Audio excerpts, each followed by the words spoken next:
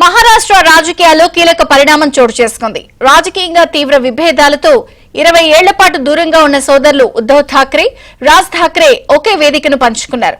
మహారాష్ట్రలో భాషా వివాదం ముదరడంతో హిందీకి వ్యతిరేక పోరాటంలో భాగంగా ఠాక్రే సోదరులు ఒకే వేదికపై కలిశారు. హిందీని బలవంతంగా ప్రజలపై రుద్దాలని చూస్తున్న కేంద్ర ప్రభుత్వానికి, రాష్ట్ర ప్రభుత్వ త్రిభాషా సూత్రానికి వ్యతిరేకంగా ఉమ్మడి నిరసన చేపట్టనున్నట్లు ఇరువురు నేతలు ఇప్పటికే వెల్లడించారు.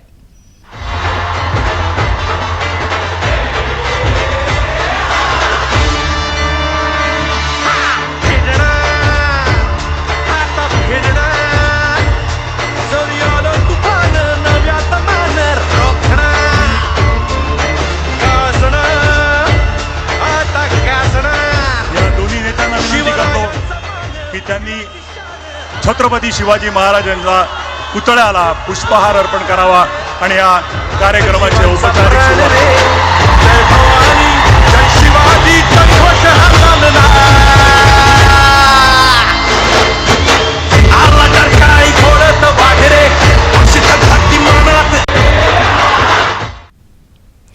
రాజకీయ విభేదాలతో 20 ఏళ్ల పాటు ఇద్దరు దూరంగా ఉన్న ఠాక్రే సోదరులు మహారాష్ట్రలో భాషా వివాదం ముదరడంతో 20 సంవత్సరాల తర్వాత ఒకే వేదికపై పంచుకున్నారు.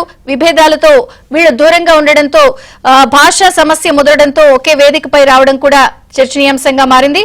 ఇక మహారాష్ట్రలో భాషా వివాదం, అలాగే ఇద్దరు సోదరులు ఒకే వేదిక పంచుకున్న నేపథ్యంలో updates Delhi bureau chief Krishna అందిస్తారు. కృష్ణ, విజయ చంద్రిక, మహారాష్ట్ర రాజకీయాల్లో కీలక పరిణామం చోటు చేస్తుందనే చెప్పొచ్చు.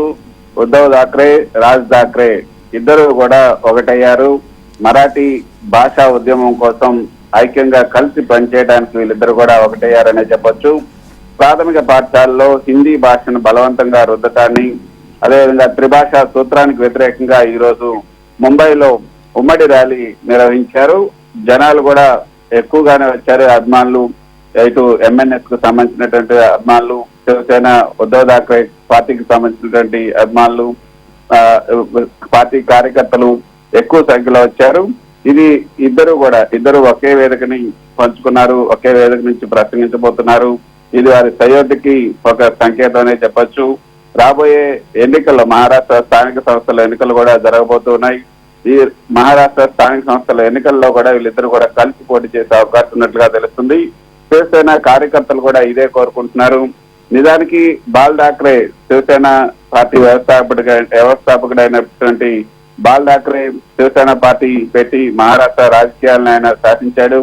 కానీ ఆయన తరపున బాల్ ఠాక్రే ఉన్నప్పటికీ కూడా ఆయన తరపున గ్రౌండ్ లో పనులన్నీ కూడా చక్కబెట్టింది రాజ్ ఠాక్రే అనే చెప్పొచ్చు.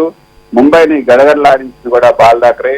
కానీ ఆయన తరపున పనిచేసింది, ఏదైతే ముంబైని గడగడలాడించినటువంటి బాల్ ఠాక్రే తరపున పనిచేసింది రాజ్ ఠాక్రే.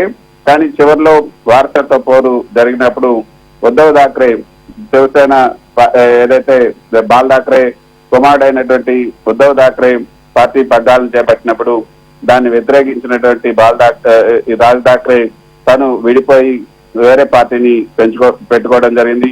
ఎంఎన్ఎస్ పార్టీని ఏర్పాటు చేశారు. బాల్ ఠాక్రే కూడా అందరిలాగానే తన పార్టీ వారసత్వం తన వారసులకే ఉండాలనుకోవడంతో రాజ్ ఠాక్రే సొంత కుమారుడు కాదు, సోదరుని కుమారుడు. సొంత కుమారుడు అయినటువంటి ఉద్దవ్ ఠాక్రే రాజకీయాల్లోకి వచ్చాక రాజ్ ఠాక్రే వేరే పార్టీని పెట్టుకోవడం జరిగింది. రాజ్ ఠాక్రే మహారాష్ట్ర నవనిర్మాణ సమితిని ఏర్పాటు చేసుకుని ఎన్నికల్లో కూడా పోటీ చేస్తూ ఉన్నారు. అయితే ఆయనకట్టు పెద్ద ఫాలోయింగ్ ఉన్నప్పటికీ కూడా దాన్ని ఓట్ బ్యాంక్ గా మార్చుకోలేకపోయారు. శివసేన కార్యకర్తలు అందరూ కూడా ఉద్దవ్ ఠాక్రే వెంటే నిలవడంతో ఆయన పార్టీ రాజకీయాల్లో కొంత నిలదెక్కుకోలేకపోయారని చెప్పొచ్చు.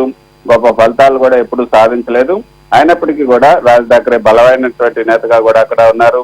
శివసేన చీలిపోవడం వల్ల ఏదైతే ఏక్నాథ్ షిండే ఏదైతే శివసేనలో ఒక వర్గాన్ని చీల్చుకొని బీజేపీతో కలిసి అంతగా కుంపటి పెట్టుకున్న తర్వాత ఇప్పుడు వీళ్ళిద్దరూ కూడా కలిసి రావడాన్ని శివసేన కార్యకర్తలు, శివసేన నేతలంతా కూడా ఆశిస్తున్నారు.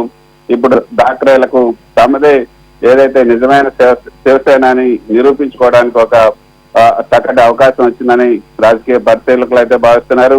ఉద్దవ్ కు అదేవిధంగా రాజ్ ఠాక్రేకి కలిసి పనిచేసేందుకు ఇద్దరు కూడా సిద్ధమయ్యారు. ఇద్దరు కలిస్తే మళ్ళీ శివసేనకు పూర్వ వైభవం రావచ్చని అందరూ కూడా భావిస్తున్నారు. అయితే ఇది కొంత షిండే వర్గానికి అదేవిధంగా ముంబైలో ఉన్నటువంటి బీజేపీ నేతలకు కూడా కొంత ఆందోళన కలిగించే అంశమనే చెప్పొచ్చు. అయితే రాబోయే రోజుల్లో వీళ్ళిద్దరు కనుక పనిచేస్తే ఖచ్చితంగా శివసేన పునర్వైభవం పొందే అవకాశం ఉన్నట్లుగా అందరూ కూడా భావిస్తున్నారు. Thank you Krishna.